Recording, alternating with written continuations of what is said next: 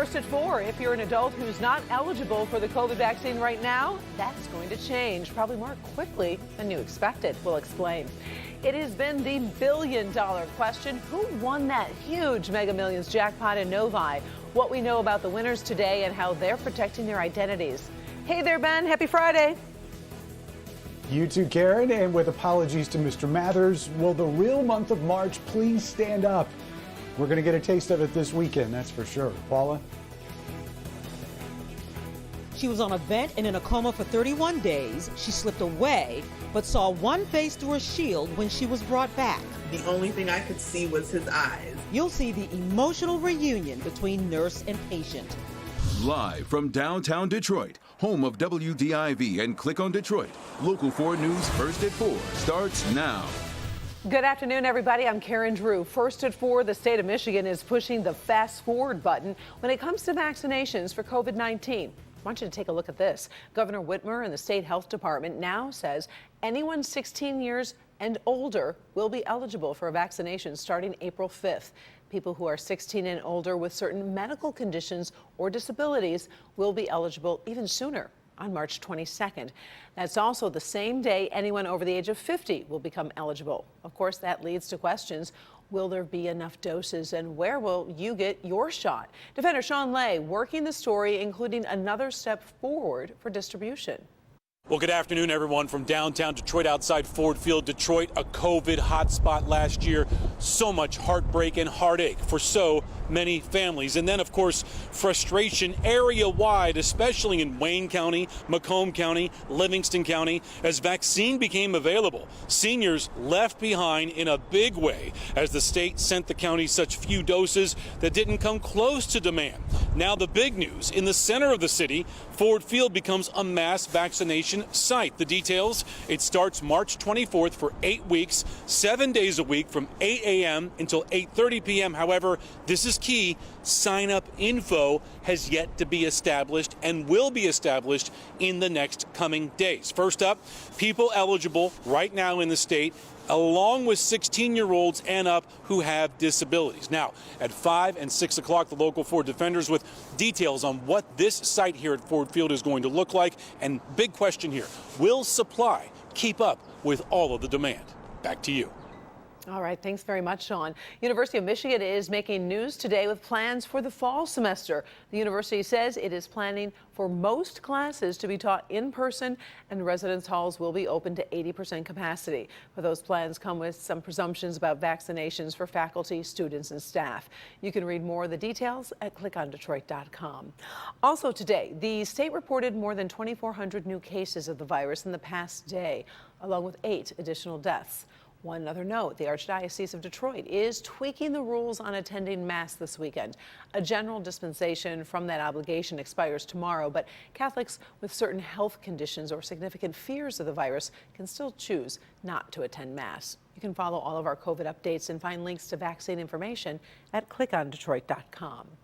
A Mega Millions mystery is solved, but we're not getting all the answers we were hoping for. Remember when a ticket worth more than $1 billion was sold at this Kroger in Novi?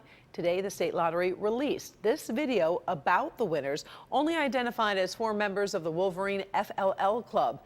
They sent a representative who didn't give many details about the winners sharing their prize with each other and likely local charities. I believe that this is multi-generational. This is not just generational money. This is multi-generational. Education's important to them. You know, obviously they want to do some scholarships as well. And they want to see this money actually help other people just like it helped them. Well, the winners chose the one-time payment of $776 million, which is $557 million after taxes. State police are investigating a crash involving a Monroe County Sheriff's deputy and a volunteer firefighter. Sky 4 over the scene this morning at Dunbar and Dixie Highway. Investigators say both were headed to the same emergency when they crashed into each other. They say the pickup truck was driven by a volunteer for the Monroe Township Fire Department. We're told the deputy and firefighter were both injured but are expected to recover. We've got a construction alert for you for drivers on I-94 this weekend. MDOT is closing that interstate between I-75 and Connor Avenue. Road crews will be demolishing the Cadillac Avenue overpass above the freeway. I-94 will close tonight at 9, should reopen Monday morning. There will be lasting ramp closures on Gratiot and French Road as construction of the bridge continues. Well, when it's almost spring in Michigan, you never know what kind of weather you might get. Meteorologist Ben Bailey ready to take us into the weekend. I knew you were on that Friday vibe when you started dropping Eminem lyrics there, Ben. When you hear me rap in the topper, you know it's Friday. But what a weekend it's been, Karen. I mean, we've seen 2 days with highs in the 70s, but you were right. Almost spring was the key in that toss because it is still winter and we're going to feel it this weekend. Here's a look outside in Detroit. You can see the cameras moving, the water's definitely moving, and temperatures only in the 50s. We're still above average, but Port Huron at 43, and those wind gusts are back today too. 35 to 40 miles per hour right now, so very similar to what we were dealing with yesterday at this time. You can see the numbers tonight through the evening. They're going to be dropping fast, 34 by midnight, and highs over the weekend will be just above average. But Karen, it's those morning starts that are going to be the story. Our coldest of the forecast tonight, and we'll look at that in your 4-zone forecast coming up. Sounds good. Thank you, Ben. We've got breaking news. In the death of George Floyd, the city of Minneapolis has agreed to pay $27 million to settle a wrongful death lawsuit filed by Floyd's family. The record settlement includes $500,000 for the neighborhood where Floyd was arrested. The Floyd family's attorney says this settlement sends a powerful message that Black lives do matter. Jury selection continued today in the murder trial for Derek Chauvin, the officer who kept his knee on Floyd's neck for nearly 9 minutes. President Joe Biden continues his victory lap after the passage and signing of the American Rescue Plan, but the legislation didn't get a single Republican vote. So Democrats are reselling the new law directly to the American people. Their new campaign officially kicked off today with a celebration in the Rose Garden. Kimberly Gill in the newsroom right now. And Kim, Democrats are keeping their message simple. Hi, Karen. Good afternoon. The Democrats' current mantra seems to be help is here. They're also claiming even though Congress is divided, Americans are united in their support for the new law and what it does. The bill was supported overwhelmingly by the American people, Democrats, independents, and Republicans, and had a strong support of governors and mayors across the country in both parties, red states and blues. You may remember the president actually signed the COVID relief bill yesterday. Then last night, he spoke to the nation in a primetime address saying he wants all adults to be eligible for the vaccine by May 1st. Michigan would be well ahead of that goal with the announcement we mentioned earlier. The president cautions, though, there could be setbacks, but he's hoping we could have smaller gatherings to celebrate the 4th of July and our independence from COVID-19. So up next, the president and vice president will hit the road to promote the new law. Vice President Harris will be in Las Vegas Monday, and the president will be in Pennsylvania the next day. We'll have more from Washington on what comes next when you join us for Local 4 News at 5. For now, Karen, we'll send it back to you. All right. Thank you, Kim. Sure. Well, there is no doubt the COVID pandemic has been an emotional time for so many people. We've seen too much heartbreak, but we've also seen moments that can make your heart burst with happiness and gratitude. Today, Paula Tutman has one of those stories about a COVID survivor, a dedicated nurse, and a reunion you'll probably never forget. And I always remember him because he had a ponytail that stuck up over his PPE equipment. A total of 120 days in the hospital, 31 of those days on a ventilator and in a medically induced coma, fighting COVID-19 at Beaumont Royal Oak. He took care of me while I was in the coma and while I was intubated, and also when I came out. A year later, 35-year-old Heather Elizabeth Brown doesn't remember much, but she does remember coming out of that coma and learning her heart had stopped and she had slipped away before being brought back. And in her COVID fog, remembers a neurotrauma ICU nurse named Zach. He said, "You're okay." He said it was a scary moment. Yes, we almost lost you, but we got you back. He said, "We fought for you and you fought for yourself." As Heather Elizabeth is recounting the story, you see her checking out her Zoom screen. She's not sure what she's seeing.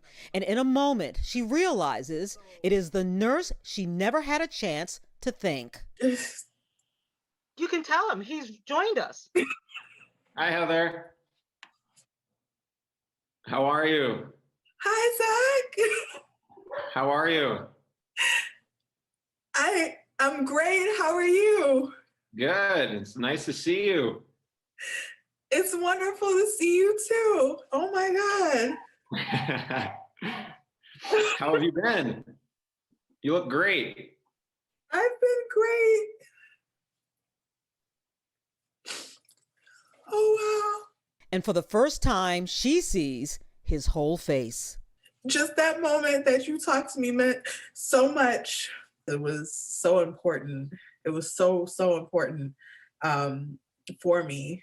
And so it's just really a beautiful moment. And I just can't stop like looking at his face. Like I'm just so grateful. To be able to see you, I guess a year later from how sick you were and how far you've come is just amazing. This moment, even seeing Zach, is a reminder to me that even in the darkest of times, there is still light. Thank you, and I love you. On that one, for sure.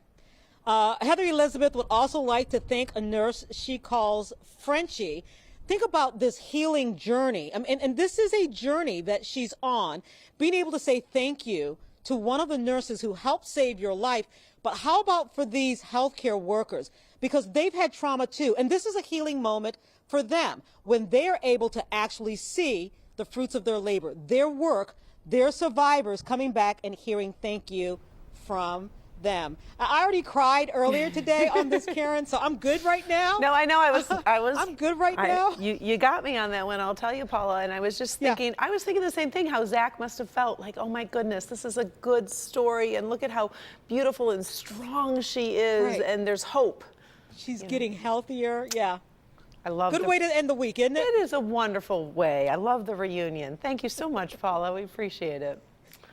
Still ahead here, first at 4. One of the most popular streaming services is testing something new. So if you share passwords, well, you better stick around. We've got some information and trending stories. Also, rubber bullets and tear gas. This fight for democracy shows no signs of stopping. We're tracking news from around the world this Friday. And we still got the sunshine, but colder air making a comeback and runs through your weekend forecast. You're watching First at 4.